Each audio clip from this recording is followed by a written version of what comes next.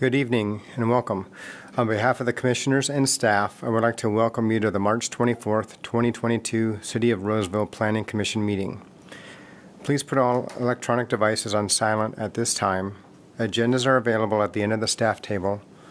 If you plan to speak at tonight's meeting, please complete a blue speaker card and return it to the staff table. As a reminder, Planning Commission meetings are broadcast live and replayed throughout the week on Consolidated Communications and Comcast. I will now call the meeting to order. Lupi, can we have a roll call, please? Yes. Commissioner Brashears? Here. Commissioner Caparuso? Here. Commissioner Covington? Here. Commissioner Hagen-Jost? Here. Commissioner Pryor? Here. Vice Chair Martin? Here. And Chair Jensen is absent, excused. All right, thanks, Lupi. Can everybody please join me and stand for the Pledge of Allegiance? I pledge allegiance To the flag of the United States of America and to the republic for which it stands, one nation, under God, indivisible, with liberty and justice for all.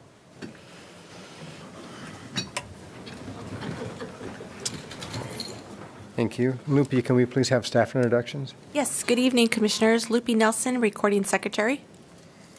Good evening, Commissioners. Joe Mandel from the City Attorney's Office, filling in for Joe Speaker from the City Attorney's Office.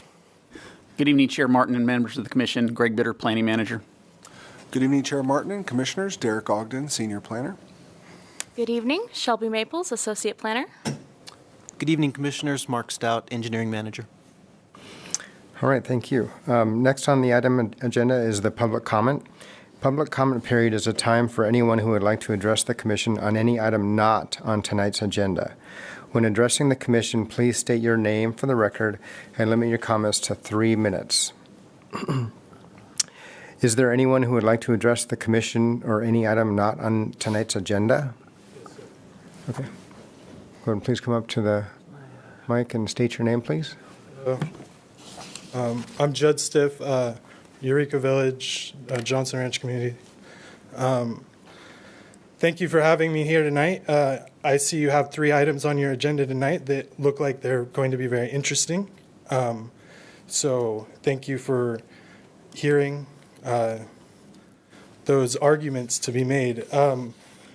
I did have 2 things that I wanted to ask about, but I'm not sure if I'm supposed to ask here or do I go to the city clerk's office. So I wanted to ask, is there in the city of Roseville, is there guidance for roofing materials, or where do I find that? And the other question is, in the city of Roseville, does the city have certain parking restrictions that are enforced within the residential communities, or so those are my 2 questions, and I'll leave it at that. Thank you very much. Thank you, Judd. Greg, do you want to chime in, please? For the first item on roofing materials, Right. Our building division would be a good resource for that. So we have a public counter here at the Civic Center that you could either come to, or there's a website, phone number, email. I think building division at roseville.ca.us. Yes. And then maybe Lupi might know the phone number off her. And then if you want to call and ask to speak with an inspector, you could call 916-774-5332, and then they can direct you to a staff that can answer your questions regarding the roofing. The second was parking restrictions. Yeah, there are no residential parking permit programs within the city. So the typical municipal code doesn't allow parking for longer than 72 hours in the same spot on a public street. So that is one regulation that is on all city streets. But I think if the question is around whether or not there are residential permit parking programs, there are not in the city. Okay. Does that help you out with your questions? Yeah. I apologize for leaving the podium. Thank you for the answer. I'm new to the civics, and so I get nervous and I don't know what questions I can ask and how it's appropriate to speak. So thank you for your time. Appreciate being here. I will speak on probably each of the agenda items, so thank you very much. Thank you. And I'm going to ask if there's any other public comment. All right, hearing none, I'll close the public comment period. Next item up is the consent calendar. The consent calendar consists of routine items that may be approved under one motion as recommended in the staff reports. However, each item may be considered separately upon a request by the audience, Planning Commission, or staff. Tonight's consent calendar consists of one item. It's item 5.1, the minutes from March 10th, 2022 Planning Commission meeting. Is there anyone on the commission or in the audience who would like to pull an item off the consent calendar for separate discussion? Hearing none, may I have a motion to approve the consent calendar listed? Make a motion. I'll second. All right. We have a motion and a second. Can we have a roll call, please? Yes, Commissioner Brashears, Yes. Commissioner Hagen-Joes, Yes. Commissioner Pryor, Yes. Commissioner Covington, Yes. Commissioner Caparuso, Yes. and Vice Chair Martin. Yes. The motion is approved. Okay. Next on the agenda is the request presentations. Before we begin, we just want to kind of go through the meeting procedures. Our list of procedures are: first, we will hear the staff presentation, then I'll take questions from the commission, then I'll open the public hearing, and then the applicant will make a presentation. Then I'll open the public comment, and the public will have the opportunity to speak on the subject. Then I will close the public comment, and the applicant will be given an opportunity to provide a rebuttal.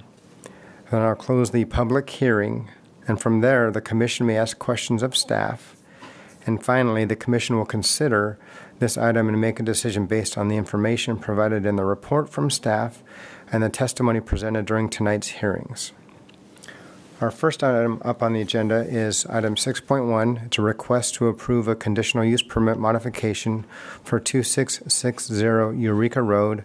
And for the record, it's file number PL 22-0027. Shelby, may we have your presentation, please? Yes, you may.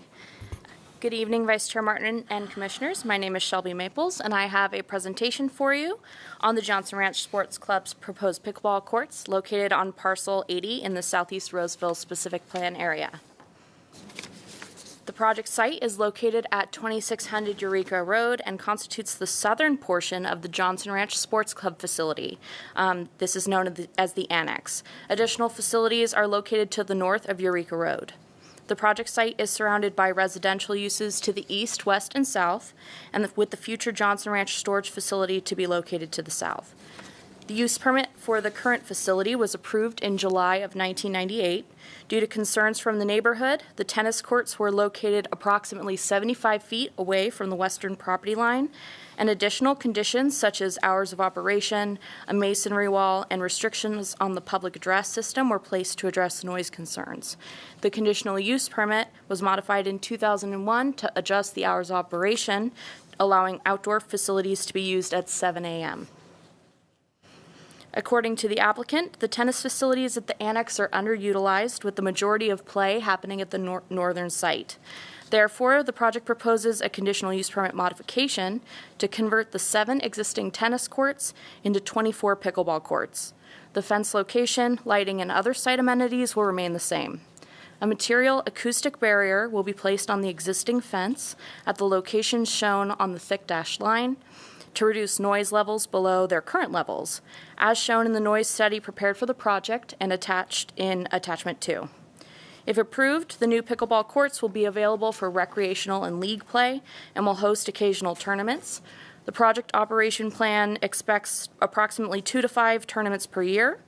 A parking calculation included in the staff report shows that the existing parking lot has adequate space to accommodate the change of use. During tournaments, the parking lot at the northern facility will be used for overflow as well as public street parking. A neighborhood meeting was held on February 22nd to share the project plans with the community. Approximately 15 neighbors and members of the sports club attended the meeting. The majority The major concerns included concerns about pedestrian traffic, pickup of trash after events, and concerns about public safety due to vehicles parking on both sides of Ashland Drive. The neighbor stated that parking on both sides of the street narrows the road, and he had concerns that emergency vehicles would not be able to pass. He requested that the applicant and the city investigate whether or not some restriction to street parking would be appropriate during events. Following the meeting, staff investigated the concerns regarding public safety with Public Works and Engineering. It was found that Ashland Drive is wider than the minimum standards and adequate for parking on both sides of the street and emergency vehicle access. Therefore, parking restrictions are not warranted in this location. This concern was also presented at the original hearing in 1998, and Planning Commission reached the same conclusion. It's also noted that trash pickup after events was added to the project operations plan by the applicant, which is included in Exhibit B. 2 letters, including from the neighbor who spoke at the meeting, were sent to planning staff. They are included in Attachment 3 of the staff report. In conclusion, the proposed project is consistent with the general plan, Southeast Roseville specific plan, zoning ordinance, and the community design guidelines, and the required findings can be made. Therefore, staff recommends that the Planning Commission adopt the 2 findings of fact and approve the conditional use permit modification subject to 3 conditions of approval. Thank you, and I'm available to answer any questions. Thank you, Shelby. Commissioners, are there any questions for staff at this time? Nope. I have a question. okay. Sorry. Go ahead, Commissioner. Is Farrar. the representative from the noise study here, or the person that conducted the noise study? No, it does not appear so. Okay, thank you. Was that the only question? All right, go ahead. I'm not sure this is a question for you, Shelby, but when a pickleball tournament is held, what do we think is the anticipated number of participants and family members, et cetera, who might be coming? In other words, how many people do we think will be attending at one of these tournaments? Do we have? I don't have an estimate. Maybe the for that. applicant can shed some light on that. Okay, all right. Any other questions, Commissioners? Okay, so now I'm going to open up the public hearing, and I'd like to invite the project representative for this item to address the Commission. Please state your name for the record. Hi, excuse me. Hello, I'm Larry Gilzine with Spare Time Sports Clubs. We are the general partner of Johnson Ranch Sports Club. Thank you very much for hearing our item tonight. We appreciate it. We're very excited to be bringing pickleball courts to the community. It's a growing sport. It's very popular. There aren't enough courts in the community. We think the club has a terrific environment, atmosphere, and we can provide a great experience for people to come play pickleball at the club. So we're excited about the project. With respect to the question about the people attending the tournaments, we'll have some events that are kind of local tournaments that won't be much different, than just regular activities. The biggest events could have a few hundred players at them, but most of them kind of come at the time that they're playing or shortly before, and so people are coming and going throughout the event. It's not a huge spectator sport, so there aren't a lot more people who would be coming to a pickleball tournament than come to our tennis tournaments now. Okay. And we have read the staff report, and we agree to the conditions that are presented. Okay. Thank you. Great. Thank you, Larry. If you can just hold off for a second, we'll see if there's any questions. Commissioners, are there any questions for Larry at this time? No. Okay, thanks. You may sit down. Thanks. Okay, next we'll open up the public comment period. So if there's anyone from the public who would like to come forward and address the commission on this subject specifically, come on up and state your name. Before you start, are there going to be any other people who are going to coming up and talking, or is anybody else? No? Okay. I just want to get an idea. Go ahead. State your name again, please, for the record. Sure. Judd Stiff from Eureka Village, right next to the proposed sites. I have not met Larry before, so it's nice to see Larry. Hi, Larry. I am coming to speak in favor of the change. How do we call it? I apologize. I'm here to speak in favor of putting in the pickleball courts and rezoning it for that. Or is it going to be a variance or a rezone? I'm not sure, but I'm in favor of what you're doing. I did want to make a few points. The trash that is there now, across from there is the place where you go and you put all your cardboard. And on windy days, that'll blow, and cardboard will come across, and it'll be in the front of Johnson Ranch, like the place. It's like covering there, and so and then there's the cars that come by, and and there's wind, so the trash moves around, and so there's a lot of trash out there. So to the trash, I think it would be nice if we could do something within the community. I don't know if Larry's the guy to lead it, but if we could, help out to pick up that trash, I think there is a bit of a problem there. And I've done it a few times, but I'm not like the person to go do it. But if somebody told me to, I probably would. The parking, I live right there, and Johnson Ranch has the swim club. And so every summer, it gets very busy on Saturday mornings, and I'm used to it. It's fine. It's great. I'm happy the kids are having a good time and the parents are all involved, and so that's great.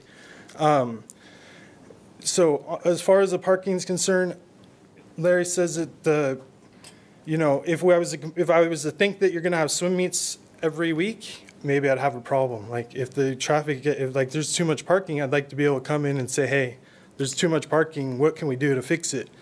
So as far as the parking is concerned, I think we have to test it out. So, and I don't know the proper way, if it's not working and if Larry's not willing to negotiate, then I don't know who would get involved then, but I'm sure he can help hand it out. And so parking, the lighting. So when it's nighttime and I look outside and they haven't turned off the lights, it's very bright. And so, I would like to consider reducing it. But again, this is something maybe I need to just talk to Larry about.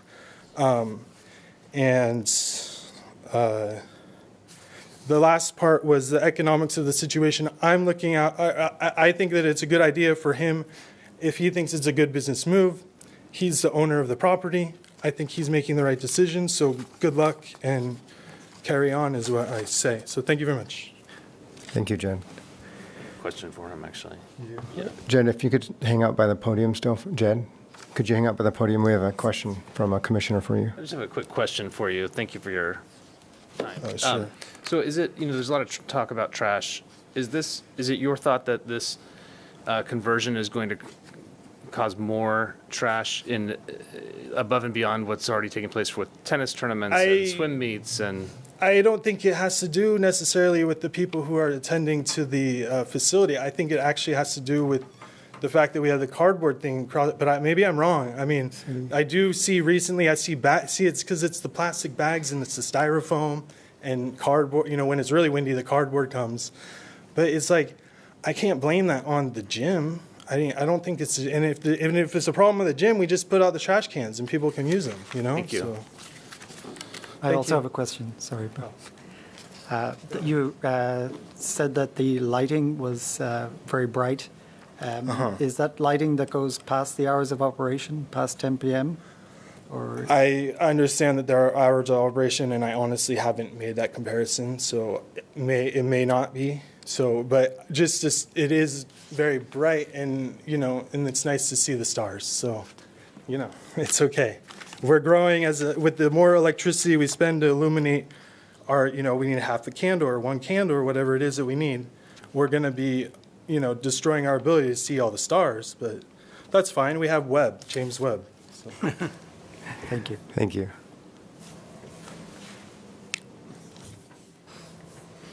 Okay, is there anybody else who wants to make a comment on this item? We have another person. If you could please turn in your blue card over here at the side, and then state your name for the record, please. Here, I can pass it. Thank you. Did one of you pass it down? Thank you. Good evening, Commissioner. My name is Bill Montague. I'm a property owner in Eureka Village. I live directly behind the South Club and along Ashland Drive. with the sports club is adjacent to. One of my concerns, of course, was the street, public safety, be able to get an emergency vehicle down the street. That was my concern. That obviously we have the cars parked on both sides. It sounds like traffic and engineering did a pretty good job measuring the street, that there was adequate clearance. But I can tell you it does get pretty tight living there.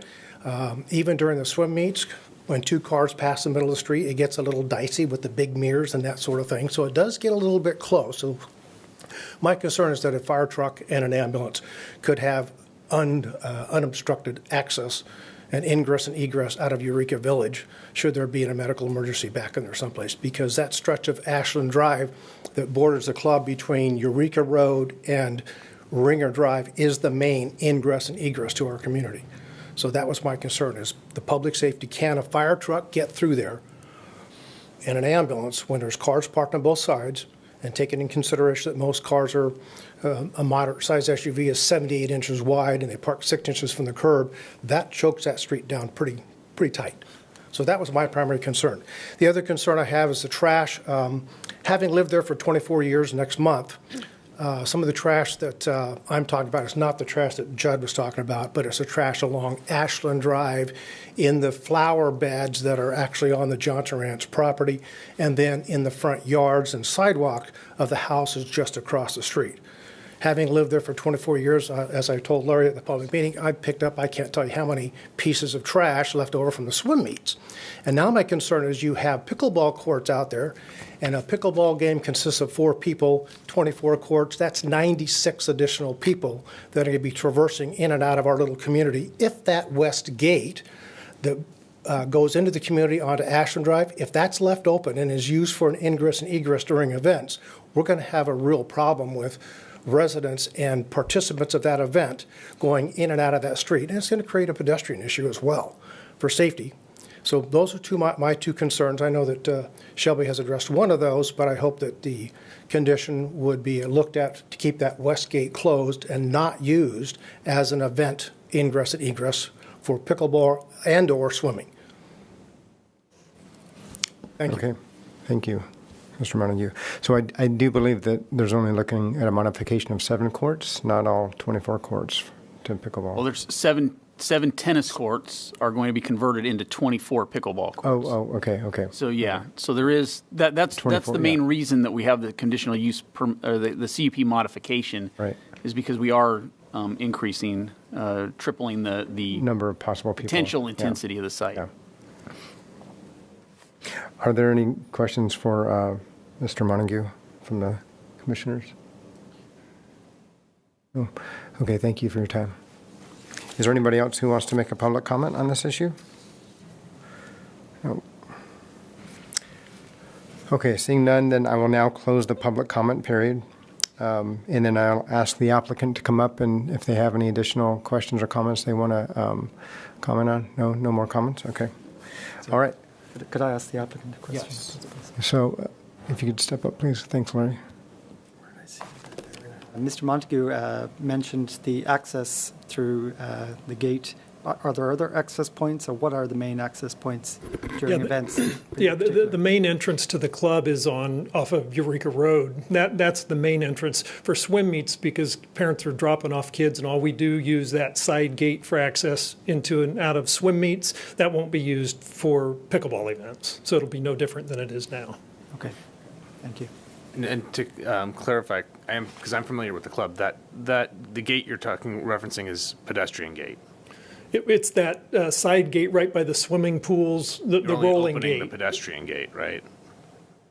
To allow in and out for drop off at swim, or is the rolling gate open? The rolling gate is open for ingress and egress at swim meets. It won't be used that way for pickleball events. Pickleball people will come through the club. The front, okay.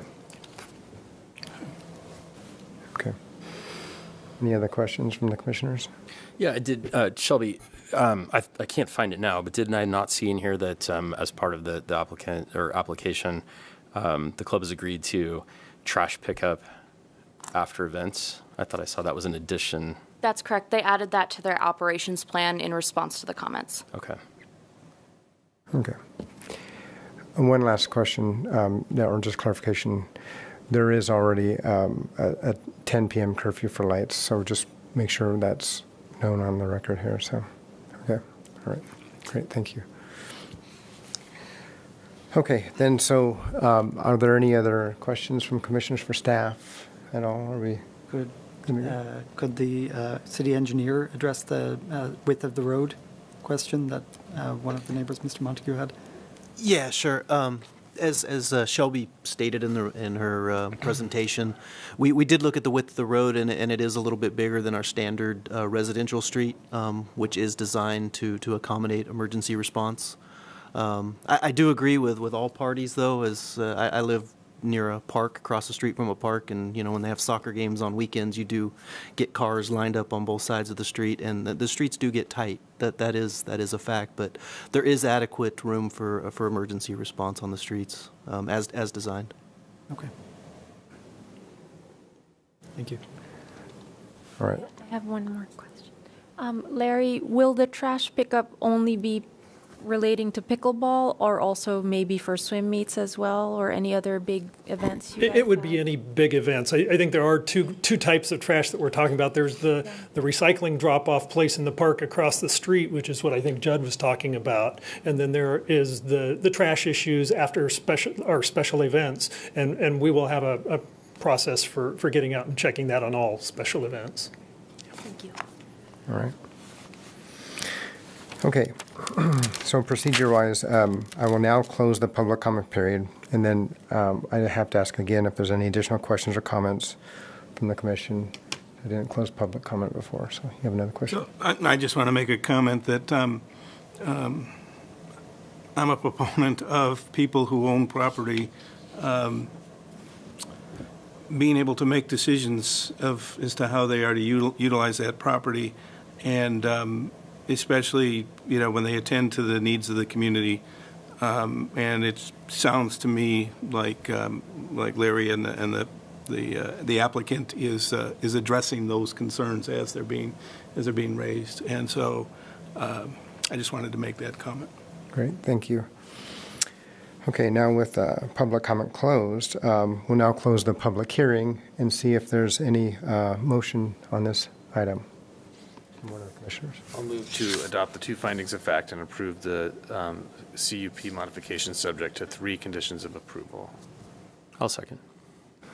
All right, we have a first and a second. Can we get a roll call, please? Yes. Commissioner Caparuso? Yes. Commissioner Brashears? Yes. Commissioner Covington? Yes. Commissioner Hagenjos? Yes. Commissioner Pryor? Yes. And Vice Chair Martin? Yes. So the motion is approved. There is a 10-day appeal period at this time. So with that, we go on to the next item, which is 6.2. It is a request to consider a second addendum to the Amoroso Ranch Specific Plan EIR. Recommend that the City Council approve the General Plan Amendment, Specific Plan Amendment, Rezone, and 2 Development Agreement Amendments, and that the Planning Commission approve the Large Lot Tentative Subdivision Map, Small Lot Tentative Subdivision Map, and design review for residential subdivisions for 3884 West Brook Boulevard. For the record, file number is PL21-0184. Shelby, can we have another presentation, please? Thanks. Yes, you may. My next presentation is on the Amoroso Ranch Specific Plan Amendment Project. The Amoroso Ranch Specific Plan is located in the northwest portion of the city, north of the Creekview and West Roseville Specific Plans. The plan was approved by City Council in June of 2016, and at full build-out will support 2,827 residential units, as well as commercial, public, quasi-public, park, and open space uses. The specific plan was previously amended in 2019 to increase the open space in the southern portion of the plan area as required by the federal permitting process for wetland mitigation. As you can see here, the current request includes a number of entitlements, which I'll go through in the next few slides. The proposed project includes general plan and specific plan amendments to reallocate units throughout the plan area. A total of 31 large lot parcels will transfer units, with 4 large lot parcels changing land use from low-density residential to medium-density residential. The rezone and modification of the large lot map are requested to align with the proposed land uses and to adjust the acreage of the parcels. Table 1 on page 4 of the staff report highlights all of the large lot parcels that will have unit adjustments as part of the project. The overall unit count in the specific plan will remain the same. Additional changes are requested throughout the specific plan, most notably reflecting updates from the federal wetland permitting process in the open space management sections, as well as revisions to the utility plans for the project. A revised evaluation shows that downsizing some of the utilities, such as the sewer lines, is appropriate for the level of development with the proposed project. The proposed land use amendments and modified large lot map have been reviewed by the relevant city departments, and the project was found to be consistent with the intent of the original plan. In addition to the land use changes, amendments to the 2 development agreements that apply to the plan area are proposed. The agreements will be amended to reflect the project changes, as well as to modify the construction timing for completion of a production well within the plan area. At present, the development agreement requires that the production well be operational by occupancy of the 250th residential unit.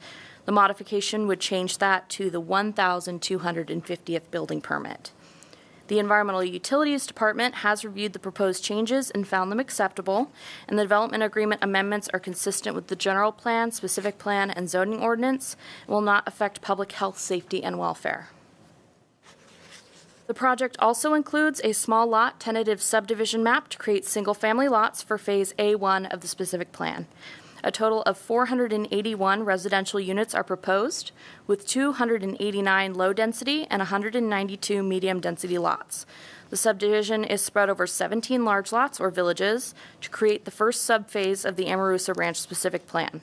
The proposed map has been reviewed, and it was found that adequate access will be provided to each portion of the subdivision. The subdivision also includes a paseo and open space system to provide pedestrian connection throughout the area consistent with the specific plan. The zoning designation for all residential parcels within this phase is RSDS, or Small Lot Residential with Development Standards. However, the medium-density portions propose lots which are smaller than are allowed per the zoning ordinance. Therefore, a design review for residential subdivisions is requested to allow modified development standards. The typical lots for these medium-density residential parcels are approximately 40 by 80 feet, which is smaller than allowed, but similar to other deviations that have been approved throughout the city, such as in the Sierra Vista specific plan. Staff finds that the proposed modified development standards are adequate to allow lots which can be developed, and the project also includes Condition 3 of the small lot map to require a design review for residential subdivisions entitlement to evaluate the architecture and home designs on the medium-density parcels prior to building permits. Prior to hearing, a notice of the proposed project was mailed to neighbors and property owners within 300 feet of the project, and notice was posted with the Roseville Coalition of Neighborhood Associations. One comment was received on the project after staff report publication. That's included with the memorandum you received this evening. The adjacent neighbor explained some of her past history with the project and inquired about changes to the drainage plan to the specific plan, as they could have the potential to directly affect her property. So new developments are required to evaluate potential flood hazards and provide mitigation to ensure that the cumulative rate of peak runoff is maintained at pre-development levels, consistent with the city design standards and general plan safety element. Per the project's master drainage study, the applicant is also required to provide hydraulic analysis to the city and FEMA that defines the post-project floodplain.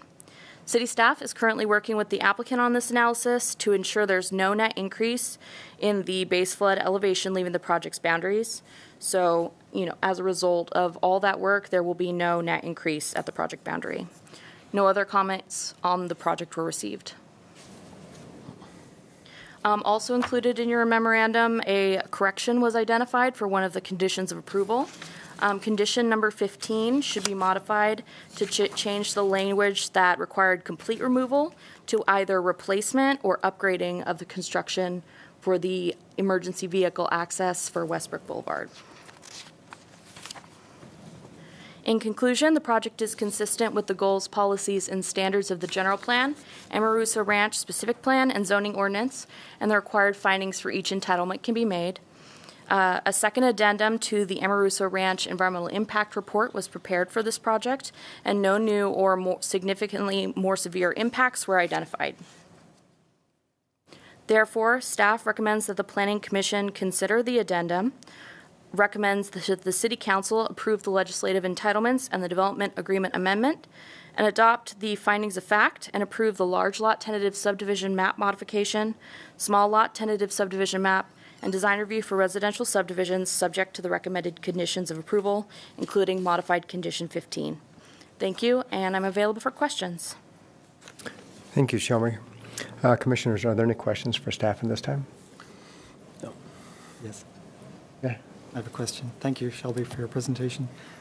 You said that the medium density lots were proposed to be smaller than allowed. That's correct. By how much smaller? Are we talking percentage-wise?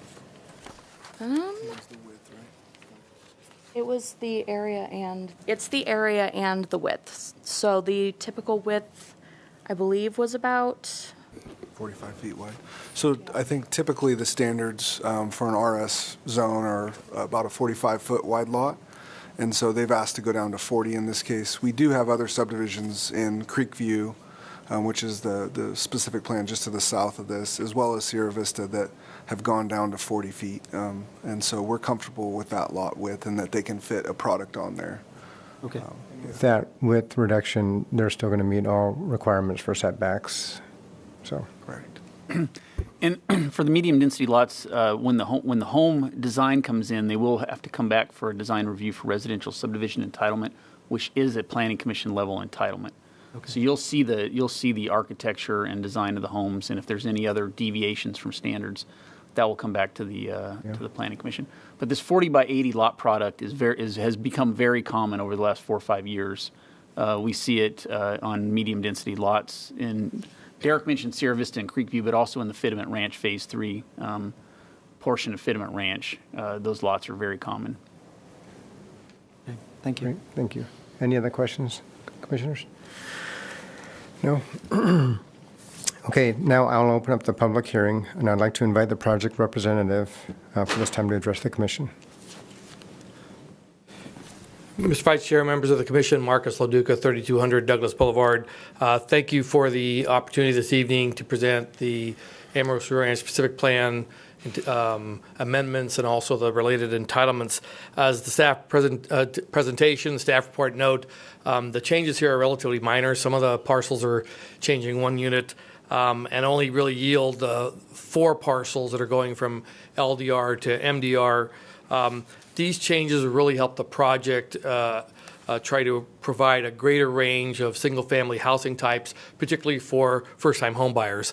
As Mr. Bitter mentioned, you're seeing a lot of this in Fitment Farms and Sierra Vista and Creekview to try to get those lots at a point where you can have price points for single-family that allows first-time home buyers to be able to come in, particularly given the fairly low interest rates that we've had.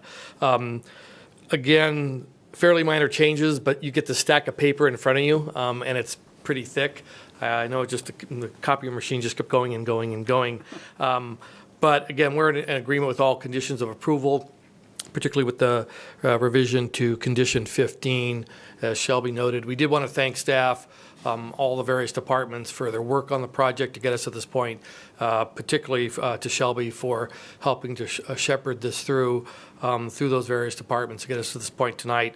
We would ask for your approval tonight for approval of the 2 subdivision maps and the DERS as presented to you with the one requested revision to the map, condition 15, and also for your recommendation for approval to the council of our legislative entitlements. Our entire project team is here to answer any questions you may have.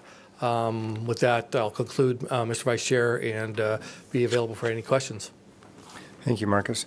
Commissioners, are there any questions for the representative? Nope. Seeing no questions. Thank you, Marcus. Appreciate it. Okay, now I'll open up the public comment period. If there's anyone from the public who would like to come forward and address the commission on this item, please come up. If you could state your name for the record again, please, on this item. Hi, Judd Stiff, Eureka Village, Johnson Ranch Communities. I just want to envision myself in a home of a lot size of 3,200. And I ponder about, there's a garage and a backyard and 2 side yards, or maybe just one. And I'm gonna live on that. I hear it's a common thing, but it doesn't seem like a very good idea. So to the point of, it's your property, you choose what to do with it. I mean, I really don't want to hold back, but at the same time, what are we building here? Like, are we trying to build where people want to come and be, or are we trying to put as many people as we can? And, you know, that's the question that's in the air right now, I think. So I will leave it at that. Thank you. Thank you. Any other people who want to make a public comment? Seeing none, I'm going to go ahead and close public comment period. Are there any additional questions from the commission for either the applicant or the... No? Any other questions? No? Okay. I'll now close the public hearing. Would anyone like to make a motion on this item then? And might I remind the item 7, condition 15 has a revision on any proposed motion. Well, I'll move that we consider the second addendum to the Amoroso Ranch Specific Plan Environmental Impact Report. We recommend that the City Council approve the general plan amendment, that they approve the specific plan amendment, and they adopt the 2 findings of fact and approve the rezone and the various other findings of fact that are listed there, including the revised condition of approval, condition number 15, that we've been advised about. I don't know if that's in the proper form or not, but that's what I'm trying to move. Is it safe to say that your motion is for the staff recommendation with the modification to Yes. condition of approval number 15? Okay. Sure. Thank you. I would second that. All right, thank you. We have Commissioner Hagan-Jost has made a motion and Commissioner Brashears has seconded the motion. Can we have a roll call, please? Yes. Commissioner Covington? Yes. Commissioner Caparuso? Yes. Commissioner Brashears? Yes. Commissioner Pryor? Yes. Commissioner Hagan-Jost? Yes. And Vice Chair Martin? Yes. The motion is approved. There's a 10-day appeal period for this item. Thank you. Next up on the list is item 6.3. It's a request to consider the 7th addendum to the Sierra Vista Specific Plan EIR. Recommend that the City Council approve the specific plan amendment, rezone, and 2 development agreement amendments, and that the Planning Commission approve the design review permit, tentative subdivision map, and tree permit for 6350 Baseline Road. For the record, file number PL21-0256. Kenny, may we have your presentation, please? Yes, good evening, Chair Martin and Commissioners. My name is Kenny Shallow, here to present the SDA project for you tonight. The project site is located on parcels KT40A and KT40B in the Sierra Vista Specific Plan near the northwest intersection of Santucci Boulevard and Baseline Road. The site is approximately 24 acres and has a land use designation of community commercial and commercial mixed use, and a zoning designation of commercial mixed use with the special area overlay. The specific plan has allocated 209 residential units to the property, but the site is currently vacant. The property has frontage on Baseline Road to the south and is adjacent to the Curry Creek Open Space Preserve to the north and east, and an undeveloped park parcel to the west. The project entitlements, which are listed on this slide, will allow the development of a 209 multifamily residential project. The tentative subdivision map will subdivide the parcel into 3 lots, KT40A, B, and C. KT40A will be approximately 16 acres and will be developed with the 209 residential units as mentioned, resulting in a density of approximately 13 units per acre. Parcels B and C will front on Baseline Road and are not proposed to be developed at this time. The existing special area overlay of the CMU zone in the specific plan will be amended to allocate the residential units to parcel KT40A, while B and C will be anticipated for commercial uses. The permitted uses on those parcels will be modified with the special area overlay to ensure compatibility with the adjacent residential use. And the table of permitted uses is included with the specific plan change pages in Exhibit A of the staff report. Because the project is maintaining the same number of units in the specific plan, there will be no impacts to planned infrastructure, roadways, or other public facilities. The project is designed as a duet style, which consists of attached single-family homes for rent. The community will be gated, and the units will have private entries, covered porches, and fenced backyards. The clubhouse building is located at the entry to the development, with the outdoor area facing internal to the site. Site amenities include an outdoor swimming pool, a courtyard with activity areas, and a dog park. The units are primarily arranged in clusters of 4 with the fenced backyards facing each other. The rear setbacks between the buildings range from 22 to 25 feet. Vehicle access will be provided by a new driveway off Baseline Road between parcels KT40B and C, and a secondary access will be provided by a new driveway off Baseline Road along the west that will connect to the driveway on the northwest of the property. The project requires a total of 309 parking spaces, and the site meets this by providing a total of 393 spaces. 36 of the spaces will be provided as rentable garages with separate storage units. A 6-foot-tall masonry wall will be constructed on the southern and western boundary of KT40A, which will provide sound attenuation from the adjacent roadways and future commercial parcels. And consistent with the design guidelines, a 6-foot-tall wrought iron fence is proposed adjacent to the open space, which will provide gated access to the planned bike trail. There will be 3 different plan types that are all single-story. The Unit 1 duplex is 2 attached units that are approximately 700 square feet each, and Unit 2 is approximately 1,000 square feet and will be offered as either a detached or attached unit.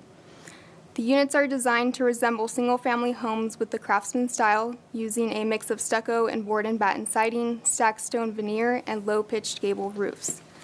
The elevations shown here are in one of the 5 color schemes that will be used throughout the project. Architectural treatment is applied to all building elevations, and all windows and doors are trimmed. The clubhouse building is approximately 3,500 square feet and is designed consistent with the craftsman theme of the project. The mix of colors, materials, and overall design of the buildings are consistent with the community design guidelines. The project includes a request for a tree permit to remove 2 native oak trees in the northwestern portion of the property that have a total aggregate diameter of 54 inches. Mitigation for the removal will be provided through a combination of on-site plantings and payment of in lieu fees. The trees used within the parking lot areas provide the required minimum 50% shade coverage, and landscaping is also provided around the project perimeter, including a 15-foot wide landscape setback along the west and a 10-foot wide landscape setback on the south between the future commercial parcels. Overall, the landscape plan is consistent with the design guidelines and with the city's water-efficient landscape ordinance. The project site is currently covered by 2 development agreements, which results in an inconsistency in the development fees for the project because each DA has a different fee structure. The applicant proposes to rectify this by amending the Baybrook DA to exclude the portion of the project site and including it with the baseline P&R DA. A new section is added to the baseline P&R DA, which outlines the infrastructure fee allocations for the parcels. And similar to other DAs in the specific plan, the baseline P&R DA will be amended to remove the previous fee deferrals, except for the deferrals of the Sparta Tier 2 traffic fee and citywide park fee. Early notification of the project was posted on the Arcona website. The public hearing notice was mailed to a 300-foot radius, published in the Press Tribune and on the Arcona website. No public comments have been received. Consistent with CEQA requirements, an addendum to the Sierra Vista Specific Plan EIR was prepared, which identified that there would be no new environmental impacts. In conclusion, staff finds that the project allows a beneficial use of the site. The project is consistent with the goals, policies, and standards of the zoning ordinance, general plan, Sierra Vista specific plan, and community design guidelines, and the required findings of approval can be made. At this time, staff recommends the Planning Commission consider the addendum, recommend the City Council approve the specific plan amendment and development agreement amendments, and adopt the required findings of fact and approve the tentative subdivision map, design review permit, and tree permit subject to the recommended conditions of approval. That concludes my presentation. I'm available for any questions. Thank you, Kenny. Are there any questions for staff at this time from any commissioners? You have a I question? do have one, which is, what is the process for enforcing the requirement that garages not be used for storage if there's an issue? I know I've seen some comments out there from like the Campus Oaks folks and all of that's, people having to be reminded that that's part of their restrictions. As far as the city goes, it's a code enforcement situation. They'd be in violation of their conditions of approval, and so we would have code enforcement. We have, I know I've talked about this before, there's a project in Fidment Ranch that we have had to go out and inspect the garages and work with the management on this. This particular site, probably for quite a while until the regional park is constructed,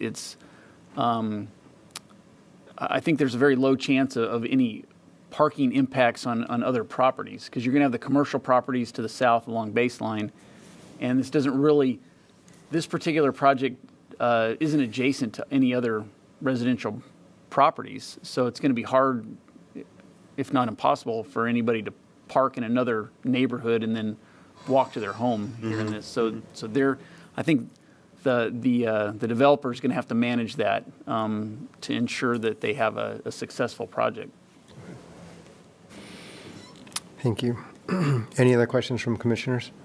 No. Yeah, I think some of the walking distances anyway, as is going to be long for some of the units coming from their parking spot.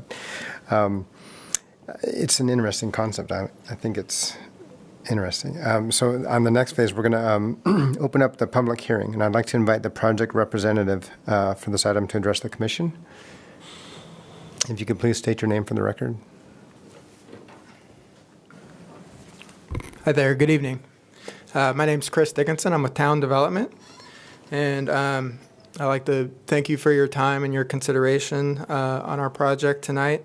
And we're very excited about this project and happy to be here. I would also like to take a minute to thank staff for their presentation. Great job.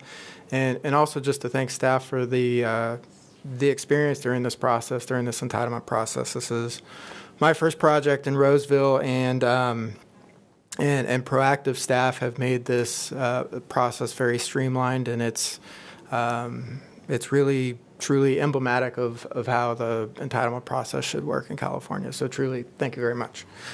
A quick intro on Town Development. We are a 73-year-old real estate development and construction company. We operate in several select markets throughout the United States and have been head offices here in Sacramento since the mid-90s. Our Sacramento office primarily focuses on single-family for-sale product. And we have several products within unincorporated Placer County within a couple miles of this site. And what differentiates Town Development from a lot of our developer peers is that we are owned by a nonprofit charitable trust, and so a lot of the revenues we generate go back into the community in terms of charitable givings to fight poverty and promote education. So for your consideration tonight, this is a project we're calling Estia at Sierra Vista, and Estia is what we term as a horizontal apartment, and we're really excited about this. The Estia name was the name of our first horizontal project as a company, but it's evolved into a brand for us. And so depending upon how fast we can get this out of the ground, this will be either our 6th or our 7th horizontal apartment complex, but it's slated to be our first project here in California. So these communities are really highly amenitized. They offer a luxury clubhouse with fitness center, community room. The pool deck offers options for passive and active recreation opportunities. And as Kenny mentioned, there is a private dog park on site. The units themselves are very spacious and efficient, with the small backyards, 10-foot ceilings, and large bedrooms that can accommodate a king-size bed. So it really does offer a single-family experience, but with the benefits of apartment living. So where we have built these, the market response has just been tremendous. These communities have leased up well before construction is complete.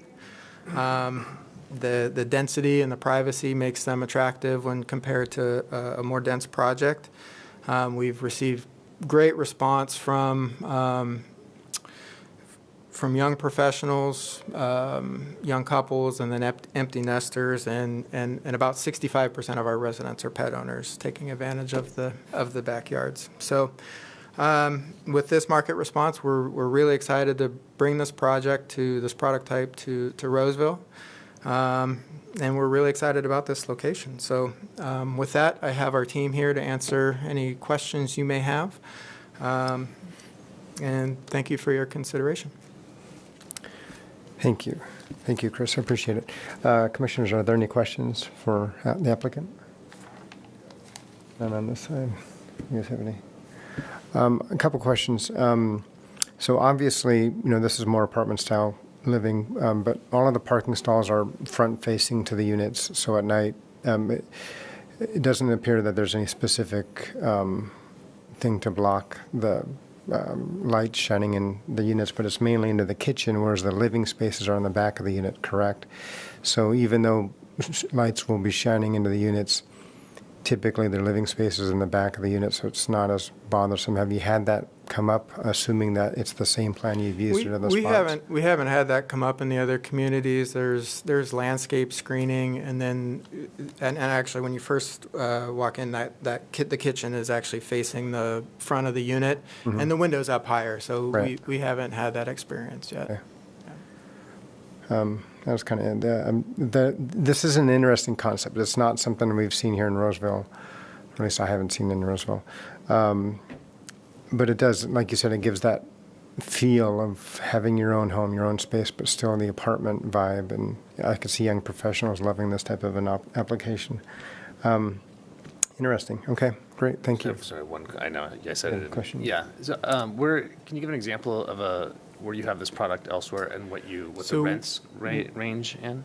So we're building this in Bradenton, Florida. We have 3 sites there, and then we have a couple sites in the greater Phoenix area that are just leasing up now.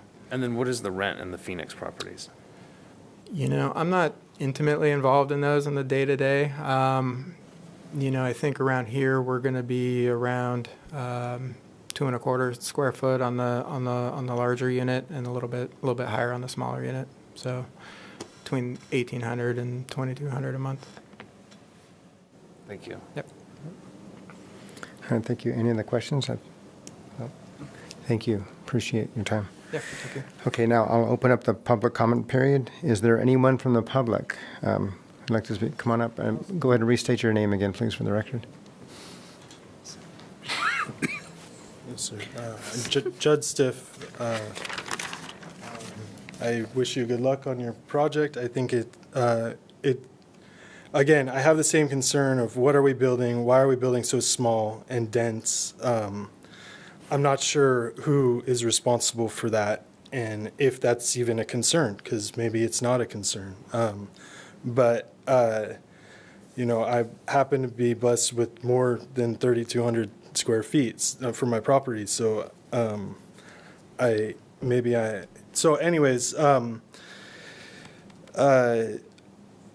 I want to make sure that you've considered like the commute and the traffic and the emergency vehicles, and I assume that's all been reviewed by the staff. So maybe I didn't notice it in the presentation.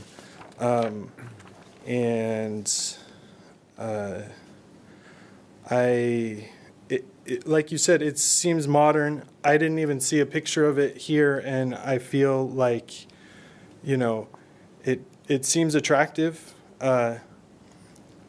And again, good luck. Thank you. Good luck. Thank you, Jed. I appreciate it.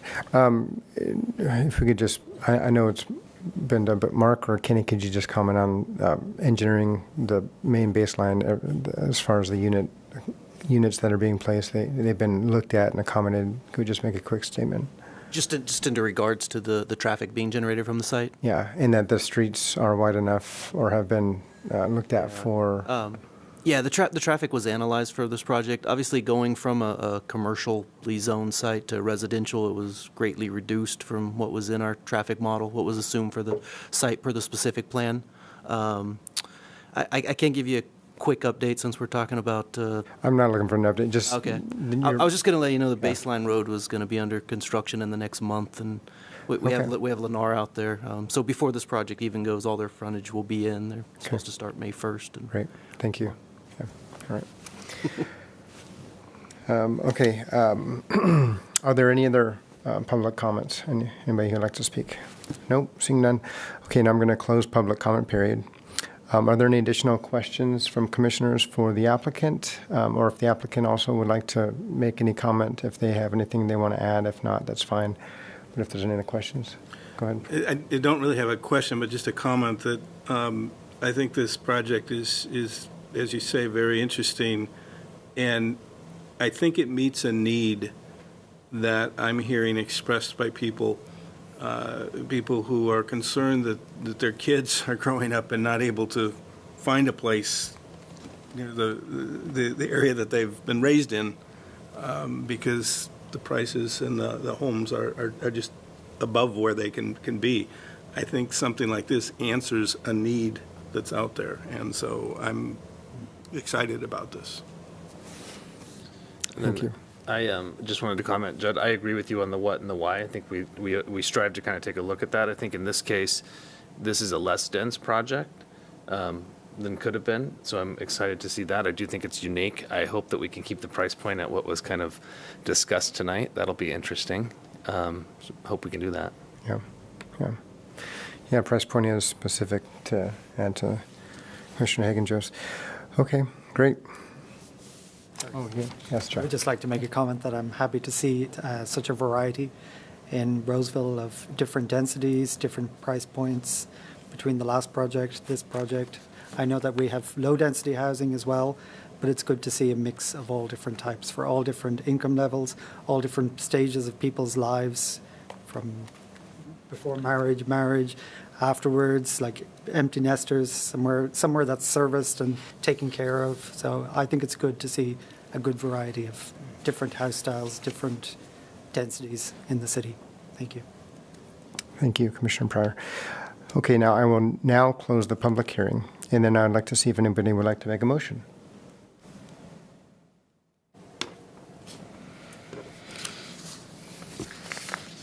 I'll do it. I got to pull it up. Yeah, I didn't have it. These iPads. Oh, yeah. Thank you. That's why no one made the motion. All right. Here, I can. Yeah, thank you. Would anyone like to make a motion that the Planning Commission take the following actions as shown in the staff report as recommended by the Planning Commission? So moved, Joe. Thank you. I will second. Great. Okay, we have a motion from Commissioner Caparuso and a second from Commissioner Brashears. Can we get a roll call, please? Yes. Commissioner Hagen-Jost? Yes. Commissioner Pryor? Yes. Commissioner Caparuso? Yes. Commissioner Brashears? Yes. Commissioner Covington? Yes. And Vice Chair Martin? Yes. Okay, the motion is approved. There's a 10-day period of appeal for this item. Thank you very much. Okay, next on our agenda is the commission and staff report. If we can get any reports from staff? Yeah, thank you, Chair Martin. Just real quick, I think as you know, we polled the commission. We will not be having a meeting on April 14th. We don't have enough commissioners for a quorum. So we will be having a meeting on the 28th. I'd planned for about 4 hours. It's there, but we will have several items on the 28th, and then we will have. At this point in time, I'm pretty sure we'll have meetings on both commission dates in May. Right now, Okay. we've got a lot of projects coming up. So I think. Oh, last week the City Council approved the entitlements for the Sierra Vista, the affordable unit transfer that you made a recommendation on. I think that was back in February, to be honest, or maybe it was the last meeting in January. That got delayed a little bit, getting signatures on the development agreement with the applicant, but the council did take action on that.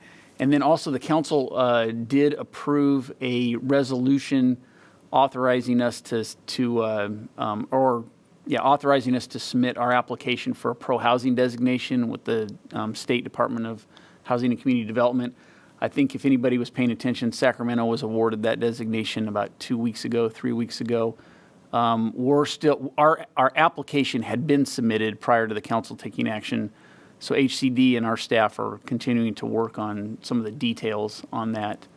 But we're hoping to get all that whole package back in once we button up a couple items. And I think I mentioned that the good thing for that designation would be additional points for affordable housing developers when they're applying for tax credits and bond financing with the state. So we're hoping we can get that designation. And that's all I have for tonight. Great, thanks. Any questions from commission to staff? Nope. Okay, then do I have a motion to adjourn? I'll make a motion. We have a motion by Commissioner Pryor and then a second by Commissioner Capruso. All those in favor? Aye. Aye. We are adjourned.